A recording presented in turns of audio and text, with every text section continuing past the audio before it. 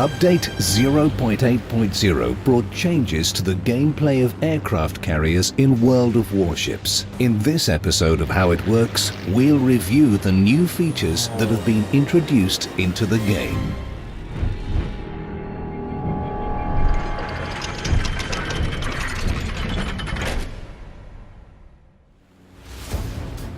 Let's start with aircraft. Now there are three types available: torpedo bombers, dive bombers, and newcomers to our game, attack aircraft, armed with unguided rockets. To launch a squadron, simply press 1, 2 or 3 to select the desired squadron. Then press the same key once again to give the order to take off. 1 launches attack aircraft, 2 launches torpedo bombers, and 3 launches dive bombers. Let's start with the torpedo bombers. We have reworked the method of controlling aircraft. As of now, players control only one squadron at a time in a third-person view. After taking off, planes automatically accelerate to their cruising speed. You can temporarily increase or decrease this by pressing W or S accordingly. When affecting the speed in this manner, planes consume engine boost, a scale that can be found in the left side of the squadron's combat interface. Press A or D to turn left or right, or alternatively turn using the mouse. To look around you, press and hold the right mouse button. Once the engine boost is completely spent, you need to either wait for it to restore automatically or activate the engine cooling consumable. You can increase the cruising speed of your aircraft by installing the Flight Control Modification 2 upgrade and learning the Improved Engines commander skill. The action time of engine boost can be extended by mounting the Aircraft Engine Modification 1 upgrade and learning the Improved Engine Boost commander skill. The Last Gasp commander skill completely restores the engine boost of the last attack flight of the aircraft carrier's planes.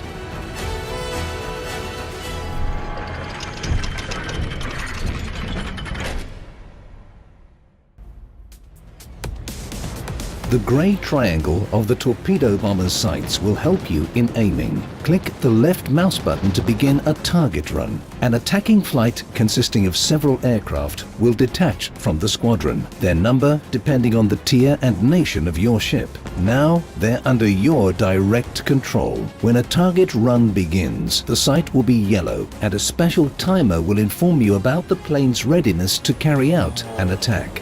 When your aircraft are ready to attack, the sight will become green and a new timer will start. This represents the time window that you have to launch your torpedoes. You can adjust your aim and use engine boost. But remember that moving left or right will slow down the aiming of the torpedo sight.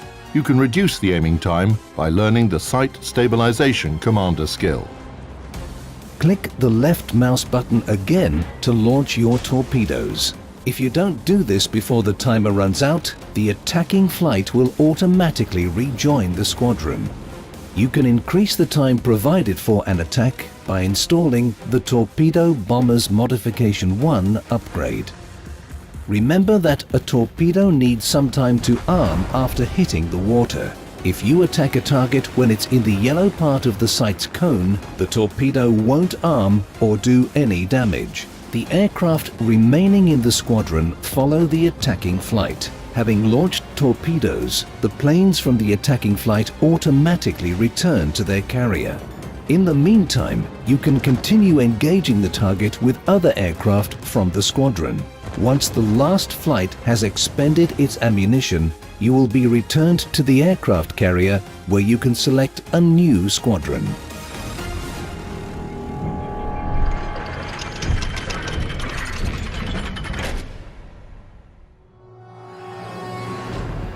Now let's review attack aircraft and dive bombers. Attack aircraft are armed with unguided rockets. Dive bombers can carry two bomb types: high explosive and armor piercing.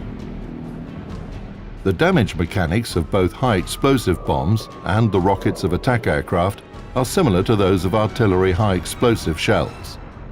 Note that the Demolition Expert commander skill also increases the chances of setting the enemy on fire with the high explosive aviation ammunition.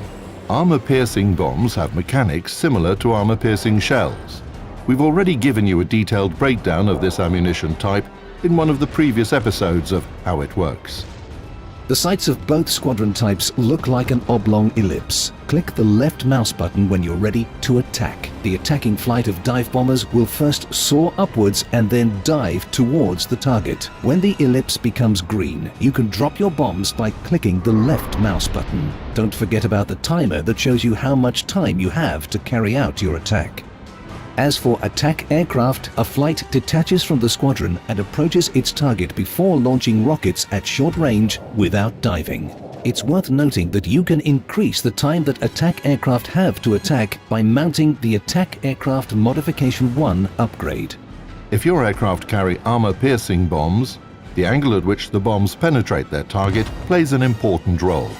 To avoid ricochets and non-penetrations, try dropping bombs at different angles at various points along the aircraft diving trajectory.